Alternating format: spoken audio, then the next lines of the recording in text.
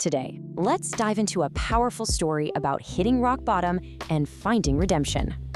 And this question? It's really the core of an incredible story from the Gospel of John. So it all starts with Peter, one of Jesus's inner circle, making a pretty bold promise. He literally said he'd die for Jesus. But, promises like that get tested. When Jesus was arrested, the pressure was on. And that's when Peter had his biggest failure. So picture this. Peter's in a courtyard, totally surrounded by strangers. He's terrified. Then the questions start. Someone asks if he's a follower, and he denies it. That's once. Then another accusation comes, and again, he says no. That makes two. A third time, he denies ever knowing Jesus. And right then, a rooster crows. He remembers Jesus predicted this exact moment. The failure is complete, and the shame is just crushing.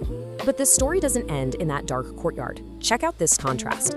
Later on, after the resurrection, Jesus finds his disciples again, right there on the shore. Now, Jesus isn't there to remind Peter of his failure. He's there for something completely different. So by another fire, a conversation starts, and this one changes everything for Peter. 3 denials, right? So now 3 questions. Jesus asks him the first time. Peter says yes, of course he loves him. So Jesus asks again, a second chance for a second denial. And then a third time. This is literally the path back from failure laid out for him. So each denial gets an opportunity to say, I love you, and get a brand new purpose.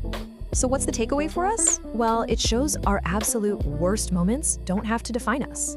Yeah, failure hurts, but it doesn't have to be the end. It can be a new beginning. So that leaves us with this thought. Where in your own life could grace rewrite the story?